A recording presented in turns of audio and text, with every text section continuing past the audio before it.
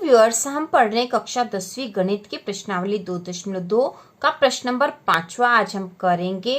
और यहाँ प्रश्न समझ लेते हैं क्या है। तो प्रश्न है, निम्न द्विघात बहुपदों के शून्य ज्ञात कीजिए और शून्य को तथा गुणांकों के बीच के संबंध की सत्यता की जांच कीजिए। तो हम करते हैं, इसका प्रश्न नंबर 5वां कर रहे हैं हम।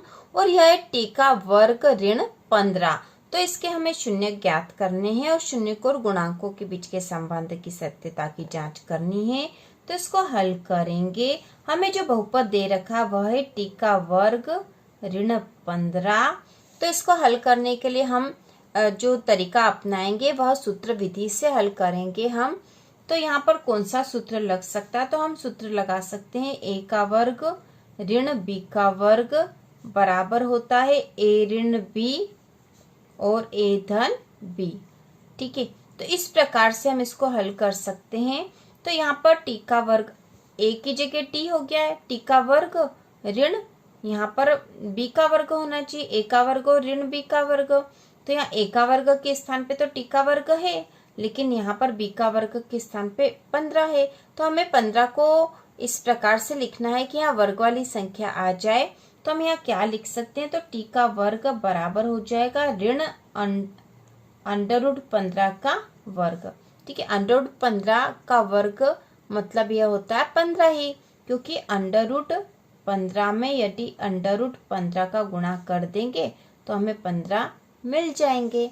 तो इसलिए हमने 15 के स्थान पे √15 का वर्ग कर दिया है। अब हमारे पास यह जो संख्या आ गई, जो बहुपद आया है, उस पर यह सूत्र लगा सकते हैं, ए का वर्ग ऋण बी का वर्ग।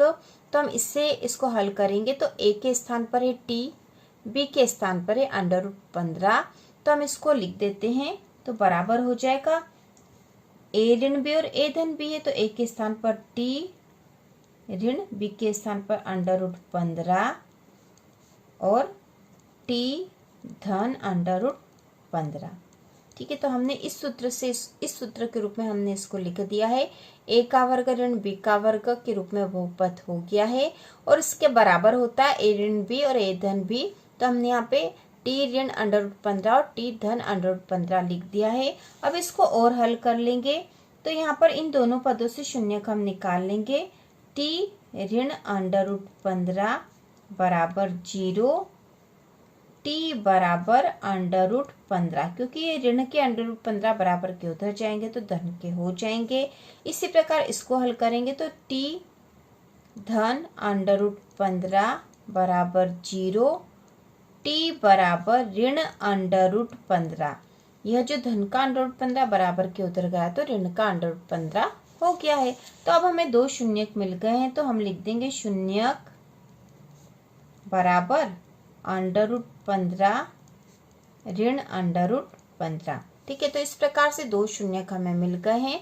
अब हम इसकी जांच कर लेते हैं। तो सबसे पहले लिखेंगे शून्यकों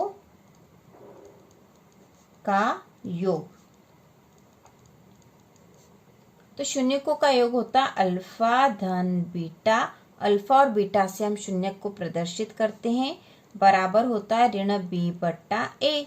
तो अब यहाँ पे ए बी और सी क्या है यह भी हमें पता होना चाहिए। इस सूत्र में जैसे बी और ए है और इसके बाद जो करेंगे उसमें सी भी आएगा। तो ए बी सी पहले निकाल लेते हैं हम यहाँ पर, फिर इसको आगे हल करेंगे। तो ए बी सी हम बहुपद से निकालते, तो हमारे पास बहुपद था टी का वर्ग ऋण 15 और बहुपद का जो आदर्श रूप होता है वह होता है ए एक्स की घात 2 धन बी एक्स धन सी। ठीक है, तो ये बहुपद का आदर्श रूप इस प्रकार से होता है। तो यहाँ पर बहुपद हमारे पास था टी का वर्ग ऋण 15। तो एक्स वर्ग के साथ जो संख्या वह ए होती है, तो यहाँ पर जो वर्ग के साथ जो संख्या है वह है 1। एक्स के स्थान पर यहाँ टी है, तो टी के वर्ग के साथ जो संख्या है वह ए होगी। तो यहाँ पर कुछ नहीं, मतलब यहाँ 1 है, तो ए बराबर यहाँ पर हो गया 1। इसी प्रकार से x के साथ जो संख्या वो b होती है, लेकिन यहाँ t के साथ कोई संख्या दूसरी नहीं है, इसलिए b बराबर आ जाएगा 0। और जो अचर पद है वह c होता है, तो c बराबर हो जाएगा ऋण 15। ठीक है, ऋण 15 c बराबर हो गया है। तो अब हमने a b और c क्या है निकाल लिया है। तो सूत्र में जब लिखेंगे तो हमें आसानी रहेगी। तो इसमें हमने सूत्र लिख दिया था अल्फा धन बीटा बराबर ऋण बी बट्टा ए। तो यहाँ पे अल्फा और बीटा हमने निकाल लिए थे। अल्फा और बीटा शून्य के, √15 और ऋण √15, तो हम लिख देते हैं √15 धन ऋण के √15 बराबर ऋण बी के स्थान पर 0 है, बी का मान 0 आया है, बटा ए, तो ए का मान है 1 जो हमने अभी निकाला था।